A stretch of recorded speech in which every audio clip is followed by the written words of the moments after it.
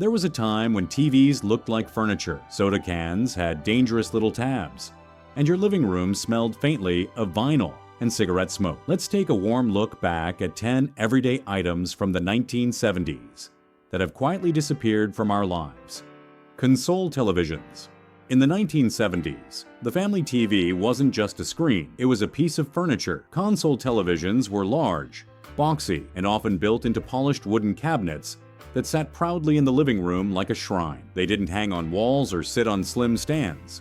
They were planted. Most had rotary dials, and changing the channel meant getting up and walking over. Some even had built-in radios or record players on the side, making them a full entertainment center. You didn't just watch TV, you gathered around it. Families arranged furniture around these heavy consoles, and kids remember watching Saturday morning cartoons sitting cross-legged on the carpet. But by the 1980s and 90s, sleeker plastic sets took over, and flat screens eventually made these wooden giants obsolete. Today, console TVs live on in garage sales and antique shops, often repurposed as storage cabinets or retro bar stands, a silent echo of family nights and flickering static. Rotary dial telephones. Before smartphones and even push buttons, there was the rotary phone, mounted to kitchen walls or resting on hallway tables. These heavy devices made dialing an event. You'd slip your finger into a numbered hole, rotate the dial all the way around, and wait as it slowly spun back, digit after digit. If you messed up, you had to start over. The sound of that dial clicking back is etched in the memories of anyone who grew up in the 70s. And there was no caller ID. Answering the phone was a gamble, which made every ring a little more exciting. The cords were long and curly, stretched down hallways during late-night chats, and tangled endlessly. As technology moved forward, touch-tone phones replaced rotary models, and by the 2000s, most were unplugged for good. But those old phones still pop up in retro diners, vintage shops, or as quirky decor, reminders of a time when a phone call had weight, patience, and a satisfying mechanical click. Avocado green and harvest gold appliances. If your childhood kitchen had a fridge the color of guacamole or a mustard yellow oven, you were living the full 1970s experience. These bold, earthy tones, avocado green and harvest gold, were everywhere. Refrigerators, stoves, dishwashers, even blenders wore these shades like a badge of style. At the time, they felt modern and homey, blending perfectly with dark wood cabinets, shag rugs, and floral wallpaper. These colors defined a design era that leaned into natural tones and warm palettes. But by the 1980s, trends shifted towards sleek white or stainless steel, and the avocado and gold slowly disappeared. For years, they were mocked as tacky relics of a tasteless time. Yet today, they're making a quiet comeback, not as a joke, but as vintage charm. Retro appliance companies now sell brand new stoves and fridges in those exact colors. Because for some of us, seeing that green oven door again feels like being back in Grandma's kitchen, waiting for cookies to come out of the oven. Pull tab soda cans. Long before twist-offs and stay tabs, cracking open a soda meant peeling back a sharp aluminum ring known as the pull tab. You'd hook your finger under the tab, yank it up, and completely remove the metal piece, then usually toss it on the ground without a second thought. Beaches, parks, and playgrounds were littered with these shiny little crescent shapes. It was satisfying, sure, but also dangerous. Stepping on one bare foot was no joke. Kids collected them, strung them into chains, or bent them into weird little crafts. Pull tabs were part of everyday life in the 1970s, on cola cans, beer cans, juice cans, until the safety concerns caught up. By the mid-1980s, stay tab designs became standard, keeping the tab attached to the can. Today, pull tab cans are museum pieces, found in old garages or vintage vending machines. But for anyone who remembers that distinctive snap-hiss sound, it's a direct line back to cookouts, ball games, and summer afternoons with sticky fingers and soda foam on your lip.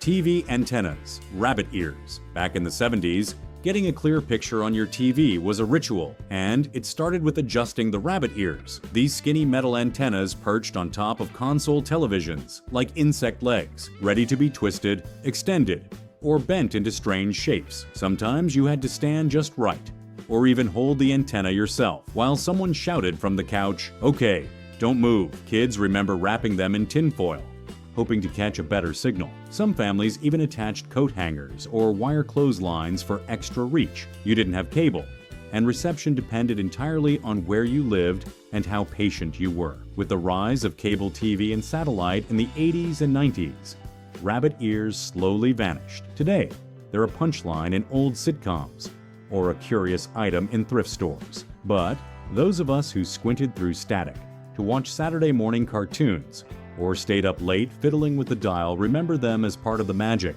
and the struggle of TV back then. Reel-to-reel tape recorders. Before cassettes took over bedrooms and boomboxes, serious music lovers and audiophiles in the 1970s turned to reel-to-reel tape recorders. These machines looked like something out of a radio station. 2 spinning reels, a web of tape running across shiny metal heads, glowing VU meters bouncing to the rhythm. The sound quality was warm and rich, and recording from the radio or dubbing albums felt almost like studio work. You'd thread the tape by hand, press chunky mechanical buttons, and watch the reel spin as your favorite song filled the room. In homes with a love for music, reel-to-reel machines were often part of an impressive stereo system with huge wooden speakers and glass cabinets, but they were bulky, expensive, and not exactly user-friendly. As 8-tracks and cassettes became more convenient, reel-to-reel slowly faded into the background. Today, they're collector's items, symbols of a time when listening to music wasn't just passive, it was a process you savored, one reel at a time. Ashtrays in every room. In the 1970s, smoking wasn't just accepted, it was expected. Homes, offices, restaurants, and even doctors' waiting rooms had one thing in common: ashtrays everywhere. Coffee tables had ceramic or glass ashtrays. Cars had built-in ones in every door. Even airplane seats came with little metal trays in the armrests. Some ashtrays were elegant, heavy-cut crystal. Others were kitschy souvenirs from road trips. They weren't just functional, they were decor. People collected them, displayed them, emptied them with pride. And the smell? A blend of stale smoke, furniture polish, and coffee, burned into the memory of a generation. As public health awareness grew, indoor smoking bans began to take hold in the 80s and 90s. Ashtrays slowly disappeared, tucked into drawers, or donated to thrift stores. Today, they're conversation pieces or ironic decor, symbols of a time when lighting up was as normal as turning on the TV. And for some, the faint trace of smoke on old upholstery still brings back 100 living room conversations. Plastic slipcovers on furniture. If you ever sat on a couch in the 1970s and felt your legs stick in the summer heat, you probably knew the plastic slipcover. These clear, crinkly protectors were stretched tightly over sofas, armchairs, even dining chairs, meant to keep them nice. The result? Furniture that was always pristine and always uncomfortable. They squeaked, they slid, they clung to skin, but in many households, especially grandmas, they were a sign of pride. That gold velvet couch under the plastic, untouched, for guests only. And don't even think about putting your feet on it. Slipcovers were part of a mindset, preserving nice things for someday. But as design trends shifted and homes became more casual, the need to plastic wrap your furniture faded. Today, they're mostly seen in old movies or jokes about "don't touch the good couch." Yet for those who remember, just one squeaky sit brings back Sunday visits, hard candy and glass bowls, and the subtle art of not sliding off the sofa. Gas station giveaways.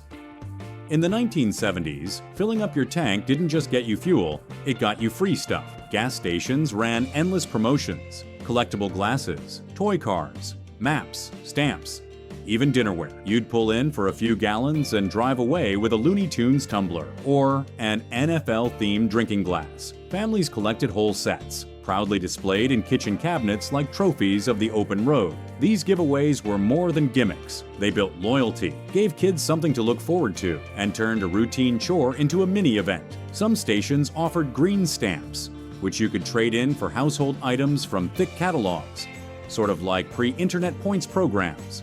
But as oil prices rose and marketing changed in the 80s, the era of gas station freebies quietly ended. Today, those old glasses show up at thrift shops and garage sales. A little scratched, a little faded, but still standing. And for many, holding one again is like being 6 years old in the back seat, sipping soda from a collectible cup as the road stretched out ahead. Milk delivery boxes.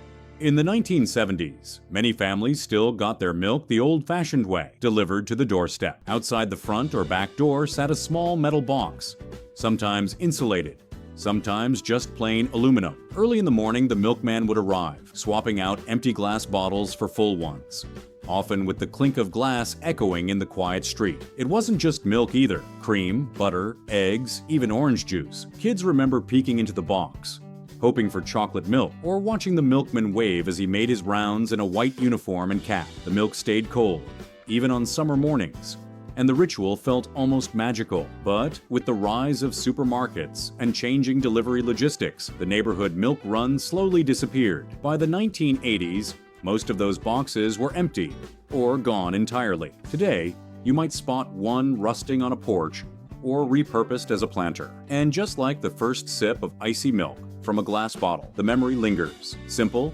fresh, and quietly comforting. Some of these things vanished quietly. Others left behind sounds, smells, or memories we can still feel. Which of these everyday items from the 70s would you bring back in a heartbeat? Write a comment. It's interesting to read.